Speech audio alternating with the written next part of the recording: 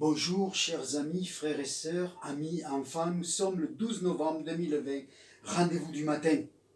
En effet, nous sommes le 12 novembre et hier, nous avons commémoré ce que l'on appelle la Grande Guerre.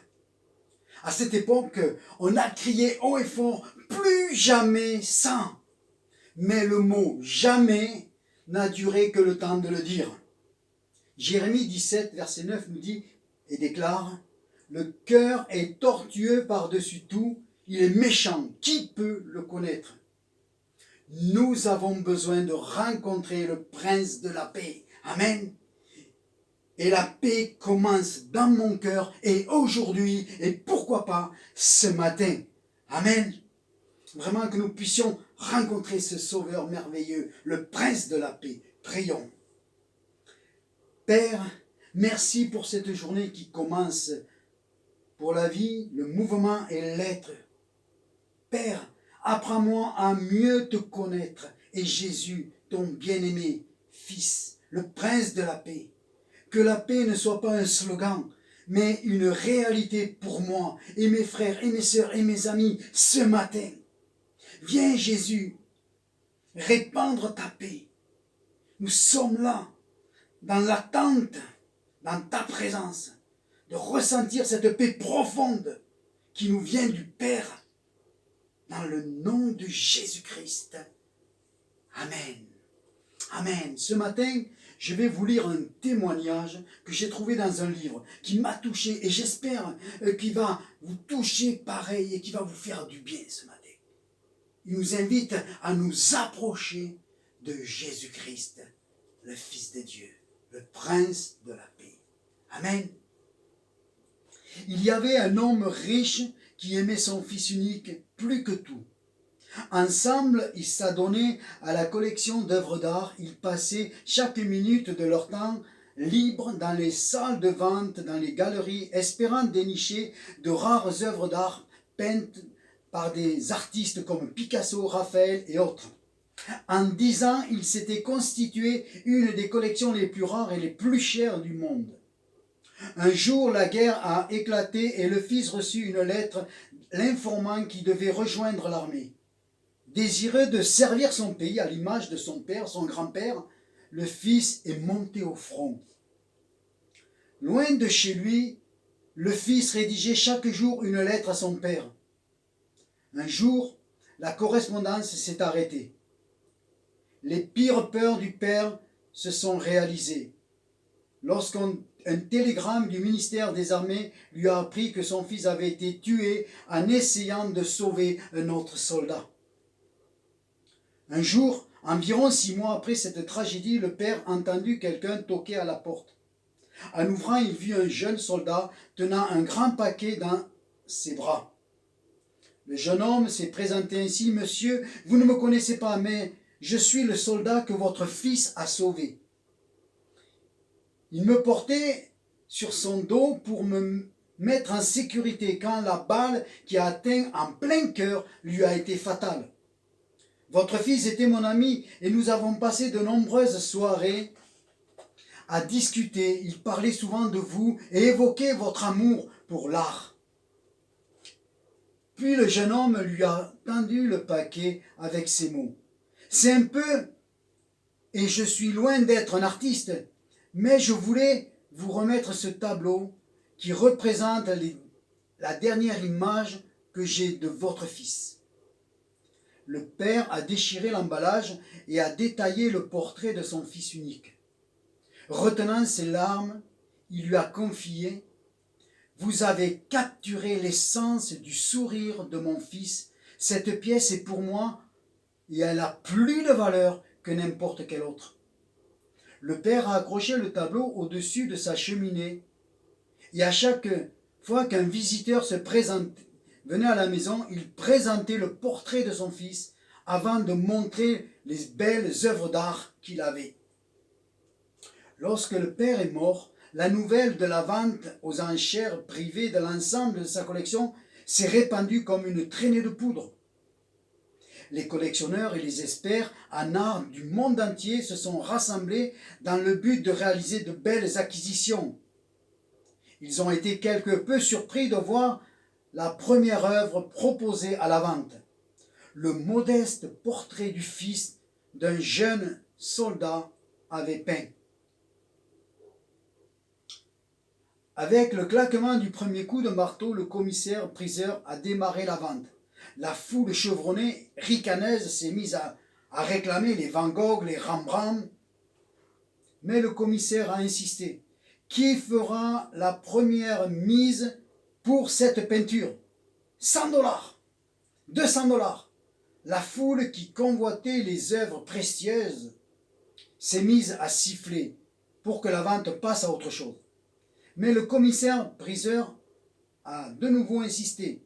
Le fils, qui prendra le fils? Finalement, une voix s'est fait entendre. Je paierai 10 $ pour le fils. L'acquéreur, qui n'était autre que le soldat qui avait sauvé le fils, a dit « Je n'ai pas l'intention d'acheter autre chose. Je ne possède que 10 $. Mais je l'ai mise entièrement sur ce tableau. » Le commissaire a continué à guetter du regard le signe d'une mise plus haute, mais la foule, exaspérée, vociférait « Vendez-lui le tableau et poursuivons à autre chose !»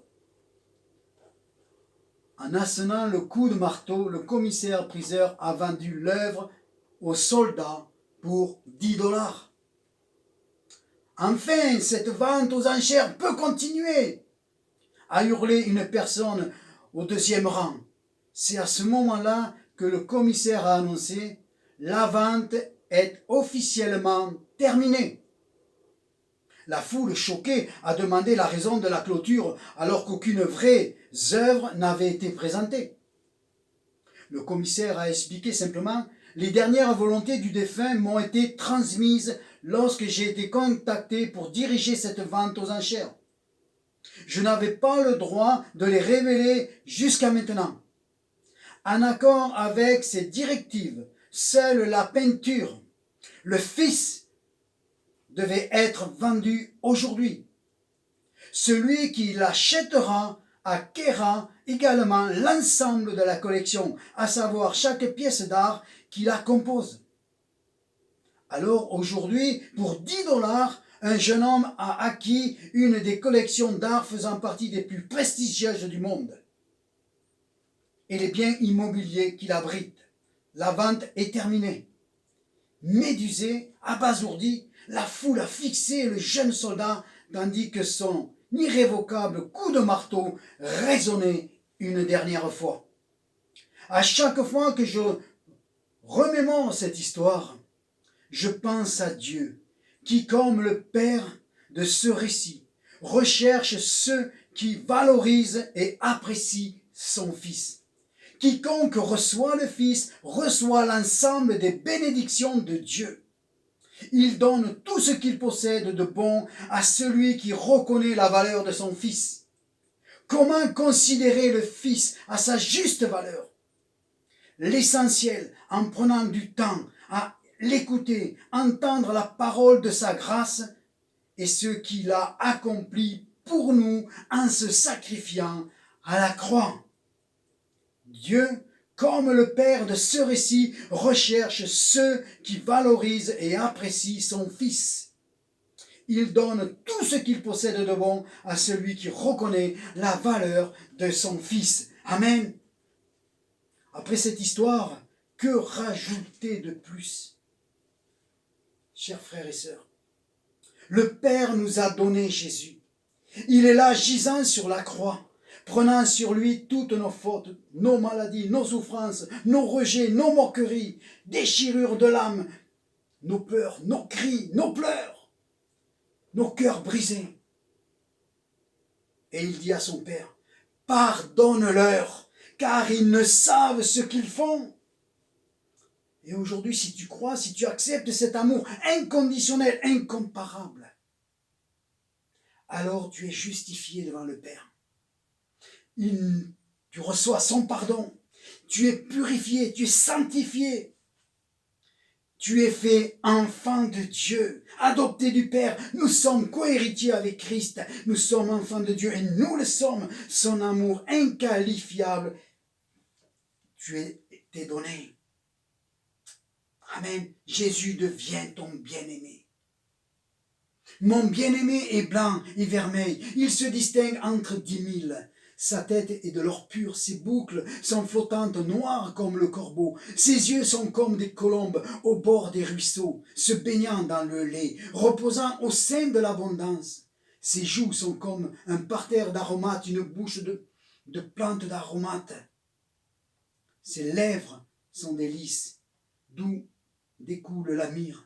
Ses mains sont des anneaux d'or garnis de chrysolites, son corps est de l'ivoire poli couvert de saphir. Ses jambes sont des colonnes de marbre blanc posées sur les bases d'or pur. Son aspect est comme le Liban, distingué comme les cèdres. Son palais n'est que douceur et toute sa personne est pleine de charme. Tel est mon bien-aimé, tel est mon ami, tel est Jésus-Christ, le Fils de Dieu, qui, gisant sur la croix, te dit, viens, je te pardonne. Tu es pardonné. Tu es pardonné. Crois dans mon amour manifesté à la croix du calvaire. Père, je te remercie pour ces moments. Merci pour cette histoire. Merci pour ta parole. Merci pour Jésus-Christ. Et donne-nous à apprécier Jésus à sa juste valeur, Père, dans le nom de Jésus-Christ. Amen.